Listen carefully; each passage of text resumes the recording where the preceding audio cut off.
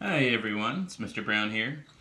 So last week we took a look at nonlinear regression. Now we put data into the calculator, ran the 3 different regressions, chose the highest R squared, looked at the residual plot.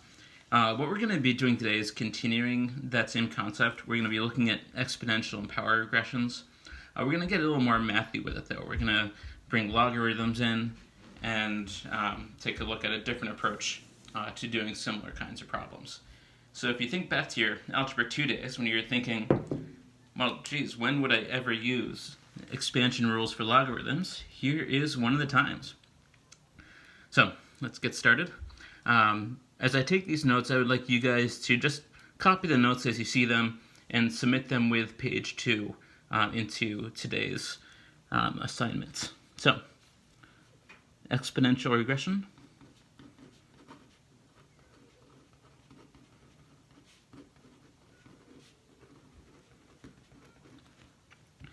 If we think about an exponential regression, the graph will probably look something like this, or it'll be going in this direction, but it'll be a curved pattern. The general form for exponential regression is y equals a times b to the x. As an example, you could have like y equals 2 times 3 to the x. What I'm going to do now is something called a linear transformation. So what I'm going to do is make this into a linear equation instead of an exponential one. The calculator actually does this when it finds the r squared value in the calculator. I'm going to use log, so log base 10. I'm going to take the log of both sides. Let's put a hat here. So log of y hat equals log of a times b to the x. Then I'm going to use log expansion rules. If you multiplying 2 values together, you can separate them with addition.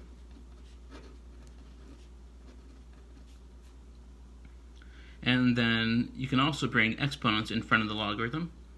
So after the math is done, it looks like this.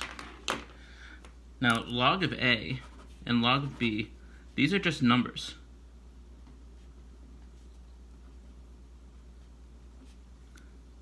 Here's an example done out with y equals 2 times 3 to the x. If you want to try it out on your own first, you can pause this video and then see if we end up in the same place. So I'm going to take the log of y hat equal to log of 2 times 3 to the x.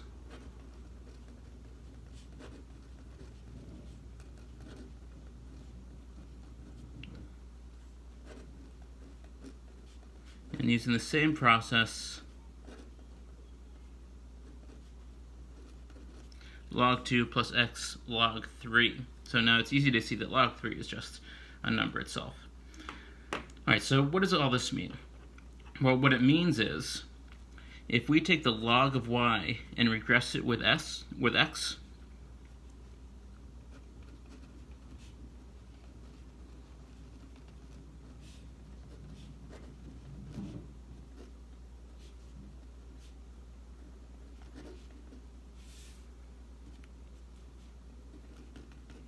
I should say the linear regression of log y and x will have the same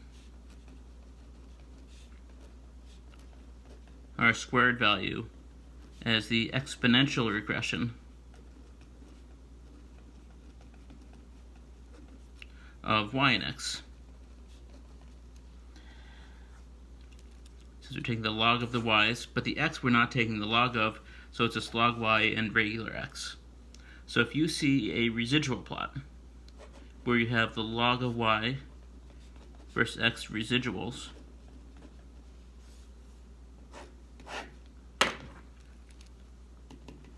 and if it has a curved pattern, what this can tell you is that the log y versus x is not linear. But ultimately what that means is the exponential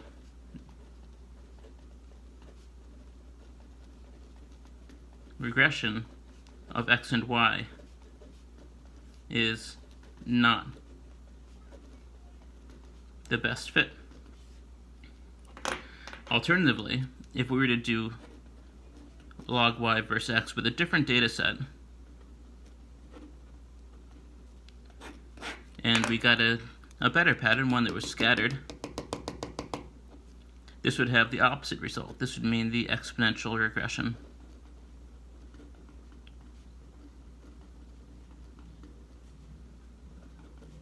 Of x and y is a good fit for the data.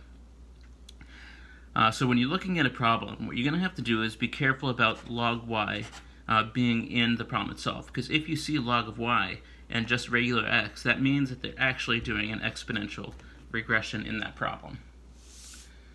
Okay, similar for power models.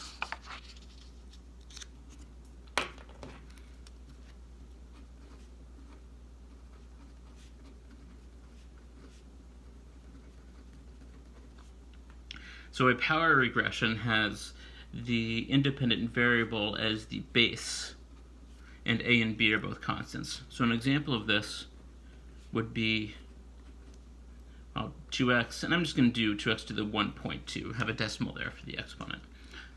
Alright, so what we're going to do now is a similar kind of process. We're going to take the log of both sides,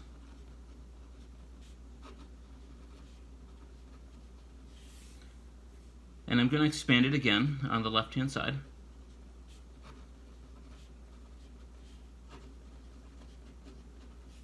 And I'm going to bring the exponent down.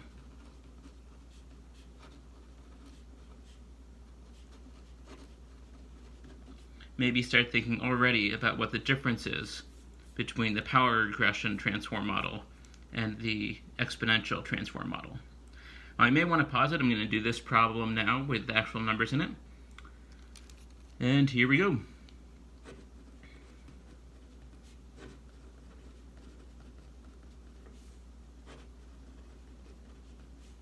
Separate the 2 from the x, and end up with log of y hat equals log of 2 plus 1.2 log of x. So the similar characteristics here are that we have log y and log x. This time, we're not taking the log of a number, we're taking the log of a variable. So what that means, the big difference is that if we do a linear regression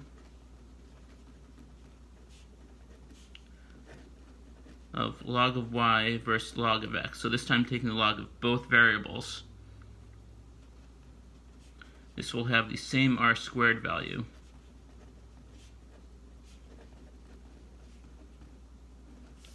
as the power regression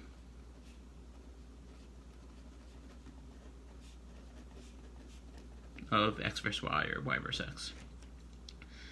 Okay, so in a similar kind of situation as the other page, if you have a residual plot and the title of the residual plot is log x versus log y, they are actually doing a power regression there. So if your residual plot is nice and scattered with no clear shape, this means that the power model of x and y is a good fit. And then you can kind of compare this concept to the actual r squared value that you get and kind of verify that that is the best model to use. Okay, so that's the general idea here. Just to finish up the notes with some possible kinds of problems you could get. If you were to get a problem like ln of y hat equals 2.1 plus 1.3x, and you want to find the residual of an ordered pair. Let's say 2 comma, let me just put it here, 6, see the 6. Let's just say 2 comma 200. What you could do here is plug in 2,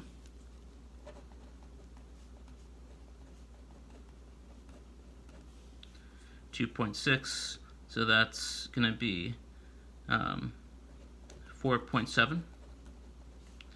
And then if you remember log rules, ln is just log base e. So the predicted y hat would be e to the 4.7. And then what you can do from there to find the actual residual, which is, remember, actual minus predicted. You're in AP stats, actual minus predicted. The actual value is 200 minus the predicted value of e to the 4.7, and whatever that ends up being would be your residual. You'd need to use a calculator to actually get that. Okay guys, those are the notes for today. Take a look at my Screencastify to get an example problem from page 2. And if you have these notes and page 2 written down and thrown into Schoology, you are good for Tuesday's assignment. If you want to get ahead and do Wednesday's assignment, you can just keep on going through the packet and do pages 4 through 6. Okay, talk to you later. Thank you.